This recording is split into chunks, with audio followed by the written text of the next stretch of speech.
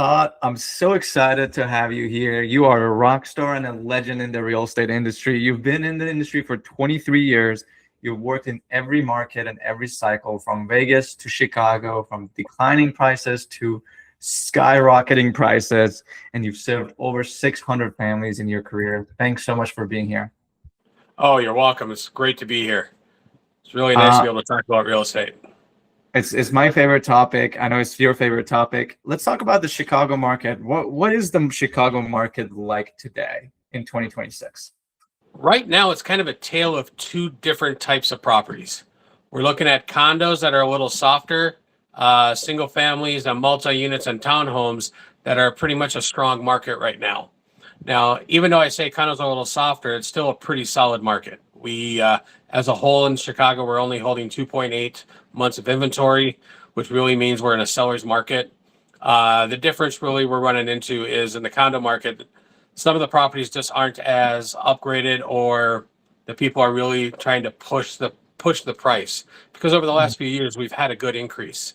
I mean, we are still seeing a good increase. Experts are saying we're somewhere between 6 to 10% increase this year.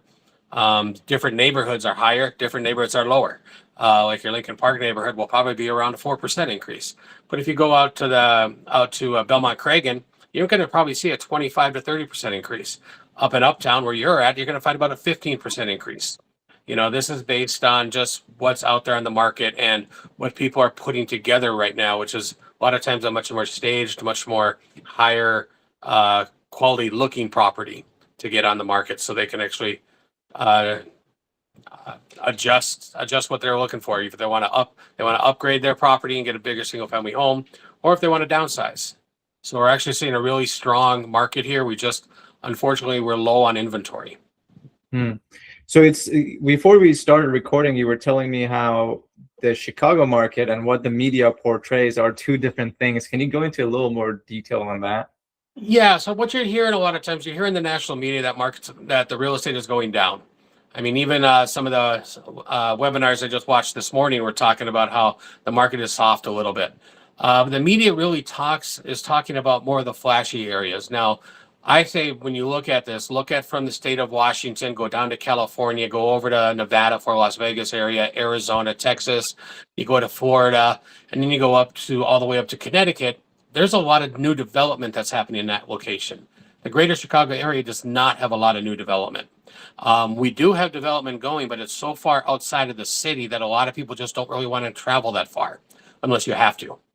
So, but even on the flip side, when you say the Florida market's on a bad run, over the last like 4 or 5 years, you've seen 20% increases every year for 4 to 5 years. Now, all of a sudden, now you have a 15% decrease.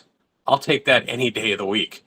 In Chicago market, we really don't see the downward slides as much. Now we've had during the recession, we had a few percentage points down, but we picked up right away, right after 2012, when things started picking back up again. When I was telling all my investors to buy and all my homeowners to buy, a lot of them were afraid to do it. Some did, and the people who didn't do it, I heard from emails and phone calls like, "Why didn't you make me buy back in?"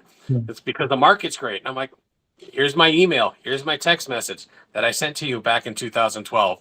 And yes, I'm not going to spend your money, but yes, it was a great time. We're still seeing that. And people are saying our market's bad here in Chicago, but that's just going off numbers of sales. And we're down on numbers of sales because we have less listings. We're down over, I think it's like over 30%, 33% of our listings, even from last year to this year, or 2 years ago to this year. We're running a deficit in that area. So we are selling less properties, but they're selling for more. Basic supply and demand is really hitting the Chicago market. Back in the day when COVID started, we had a lot of people that decided they had to work from home. So that really started our market here. So all the young professionals who had a studio or a 1 bedroom or a 2 bedroom, 1 or 2 bath that was either single or a young couple decided they needed to have an extra bedroom for an office. So that changed the market a lot. A lot of those studios and 1 bedrooms started buying the 2 bedroom houses, or condos. The 2 bedroom condo people was either going to a 3 bedroom condo or a single family home, And then the price difference between a 2 to 3, along with the rise in HOA fees, just made it more feasible to buy a single family home a little bit more in the suburbs. That's where we saw a lot of our increases. I mean, uh, 2 and 3 years ago, you were seeing 20% increases basically across the board because of this. And now last year, when we had that huge interest rate in the beginning, we saw a huge drop in purchases. Now that we're back at six, upper fives and sixes, we're getting back to where people are starting to come back and starting to buy into the market. And it's also making the people who've had a house for 10, 15 years and did get that 2 or 3% interest rate are now like, okay, the average interest rate was 7 and 8%. Now we're at 6. I can give away my 3% interest rate because I have so much equity. I'll be fine with getting a 6% loan because I have over 50% equity. What is that? I think 70% of homeowners in the United States today have at least 50% equity, if not completely paid off. Yeah, you shared a lot of really good data and trends, and like as I'm listening, one thing that really stands out to me is how Chicago from COVID changed the kind of market it is. Because prior to COVID, Chicago historically didn't see really amazing appreciation, like kind of the standard 1 to 3%. But something happened. Like it wasn't ever a hot market like Florida or Texas, the boom or bust markets. It was just slow, very steady growth. But something after COVID, it made it grow so fast that it's turned it into still quiet in terms of national news, but a very high appreciating market. Yes, yes, that actually it was a lot of that because people started working from home, and they find they needed more space than what they originally had. I mean, I have a single gentleman that I work with, and he had a 1 bedroom in the downtown area. And he's still single right now, and he's happy with that area. But he was when that happened, he needed to have a bigger space, so we ended up moving him up into east of just south of Uptown area, where he got a nice, beautiful 2 bedroom, 2 bath that he loves because he can actually walk into Andersonville and things like that. So he's really happy up there. But he needed the extra bedroom for an office because now he's working out of the house. Nice. Yeah. That happened to a lot of people in the suburbs as well. Yeah, I don't think a lot of people who in national market who aren't familiar with Chicago realize how much of an amazing city it is. And Yeah. so once people got the chance to work remotely and be in the city more and actually enjoy it, I think the market really did shift like crazy.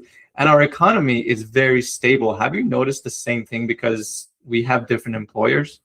Yes, yeah, we have. I mean, Pritzker's been bringing people in. I mean, Chicago itself has always had good businesses. I mean, we lose some and we get some. Last year was the least amount of people that exited the greater Chicago area in almost 30 years. We do always have an exit, but we still always have a lot of people coming in. There is a lot of business here. I mean, Google came here, it's just short of 10 years ago, and they finally just got the downtown building fully set up for themselves. I mean, we're one of the larger cities in the United States, over almost 8 to 9 million people in the greater Chicago area. As I was mentioning before, there's also some other stuff going on, like the Bears stay in Chicago, in the greater Chicago area, and go to Arlington Heights. There's great investment opportunities. We do have a gluttony of just opportunities here in the greater Chicago area for real estate on buying and selling and keeping people here. I mean, we're also one of the best. I don't know if it's currently right now, but a few years ago, we were the #1 city in the United States for food. Yeah. I go out to restaurants all the time. I started my I guess I call this a hospitality business, being in real estate, because I've always been in the bar restaurant business as well. I'm Mm. always there to try to make sure that whatever my clients, it's the best outcome for them. This town has so much great food and great pizzas and restaurants and just everything. So It's true. The food here is second to none. I think maybe like there are parts of other cities like Mexico City that has also great food culture, but Chicago by far one of the best food cities in the world, not even in the US. yeah, it's Um, good to have just like, I mean, you're in Uptown, so in the Andersonville area, there's so many different styles of restaurants, from South African restaurants to Pakistani restaurants to the barbecue grills, to the vegetarian restaurants, which unfortunately I never go to, but my wife does. So, but yeah, so there's such great things, and then also we're also close to Lake Michigan. I mean, Mhm. very few places have uh, a a lakeshore drive like we have, or a river walk if you get into the city. I mean, they're talking about expanding it down to the 78th Street area for the Chicago fire. Making all that just a great walkable city to go do things. I mean, when I lived here before I got into real estate, I didn't have a car. I was in great shape.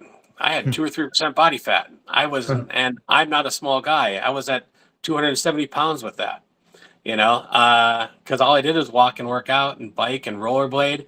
And it's such a great place to be. Or go down and stop by North Avenue Beach and play some chess. Yeah, you'll get beat a lot of times because these guys are really good. But it's a lot of fun to have.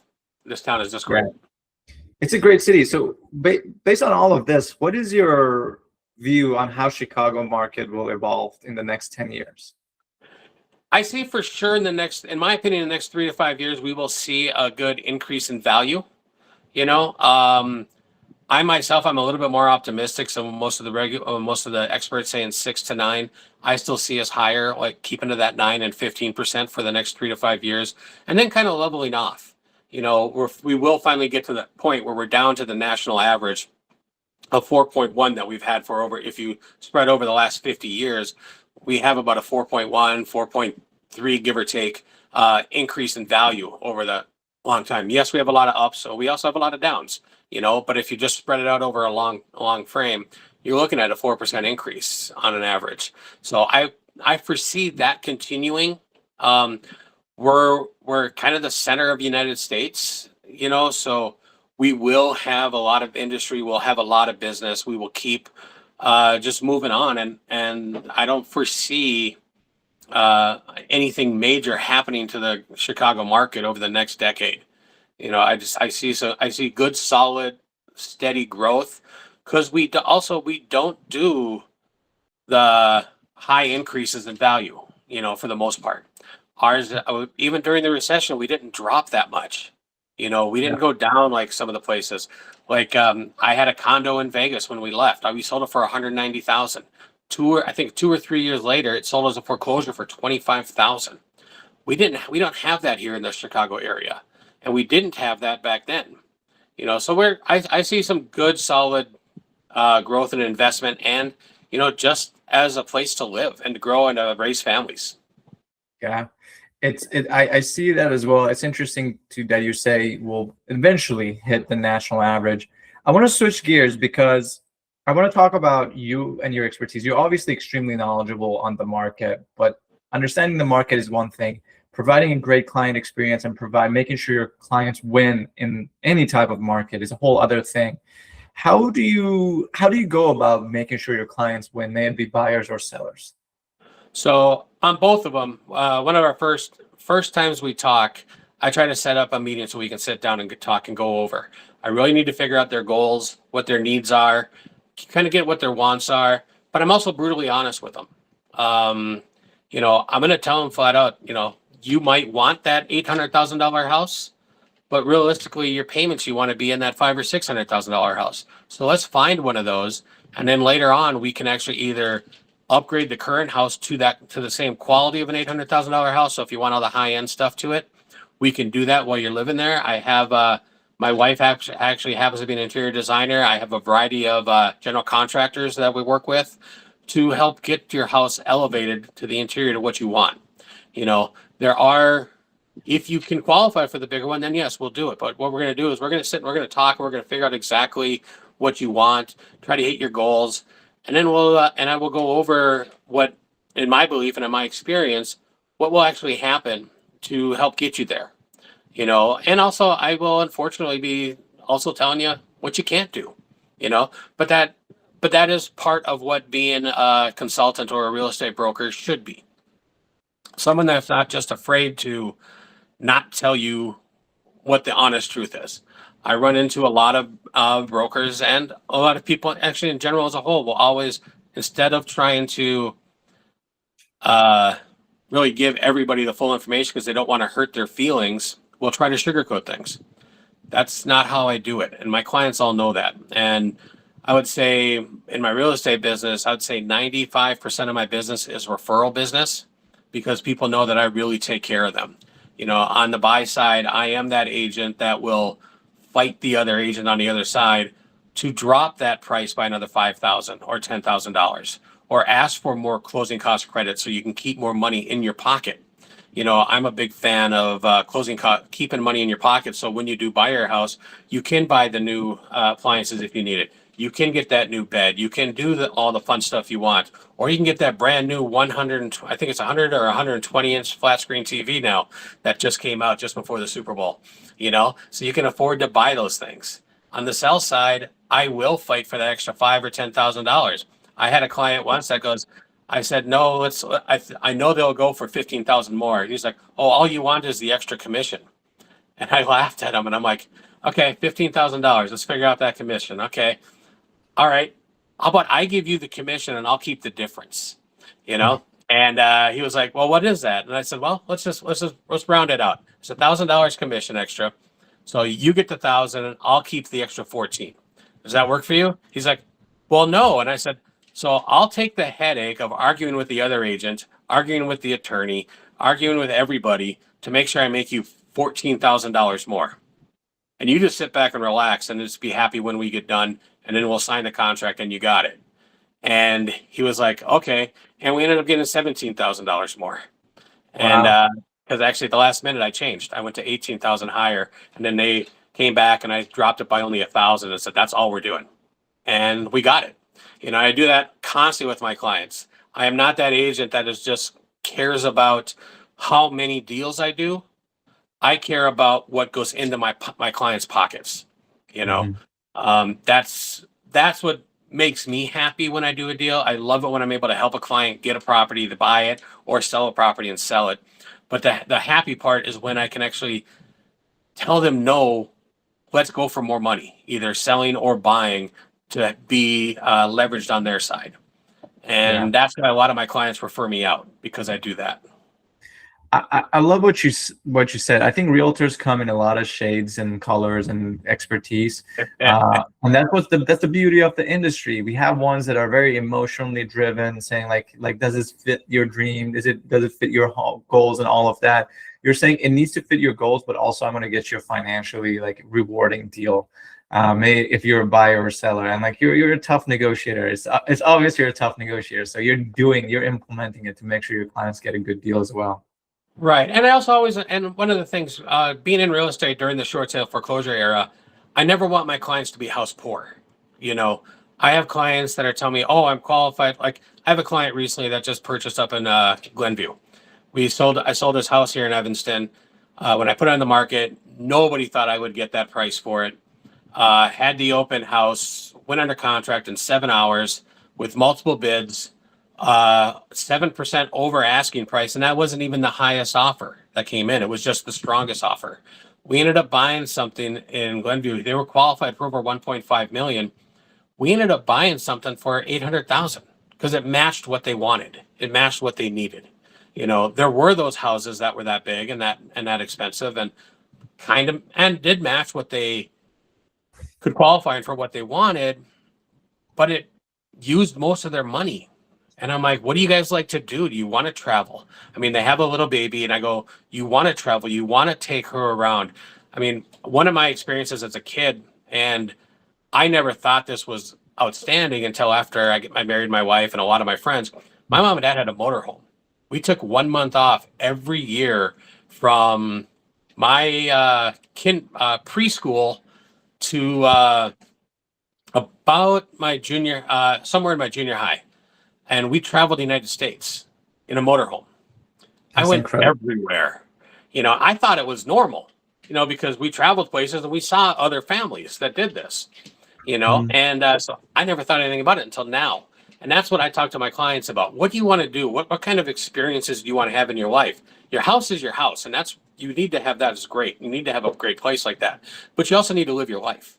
You know, you also need to like invest. I mean, I got clients right now. I have a client that back in 17, they got two kids. They graduated Northwestern.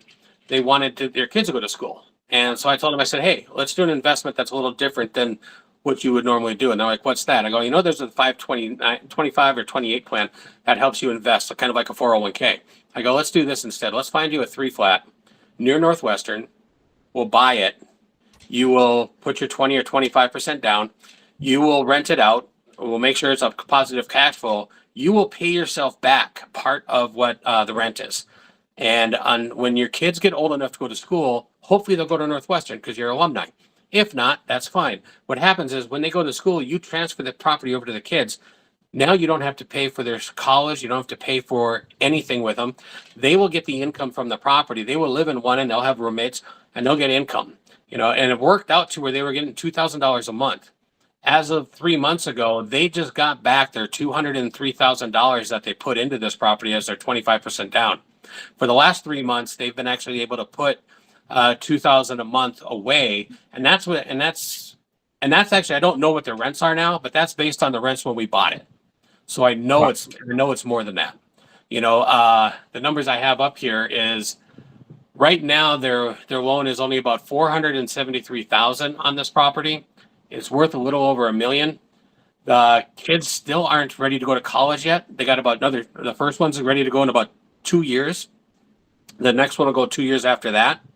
After the kids graduate school, they're going to be able to do whatever they want with the building. They can sell it or keep it rented. And I told them to sell it, and at that point, like if the numbers are just right now, that's $527,000 of equity. That can pay off both of the kids' college tuition for a 4-year college and help them start a business and move forward. And I got 2 people doing that right now. And that's just a great different way to invest for younger families, if you can afford to do it. And it doesn't have to be the expensive property like this. This was an 825 property. You can do it on a cheaper one, a 300, 200, whatever, anything to help in that area. And Yeah, I know I didn't say the word enough. there's the good thing about Chicago is actually that you do get all the different price points. You can be 300. You can also, you can be 20 million if you want.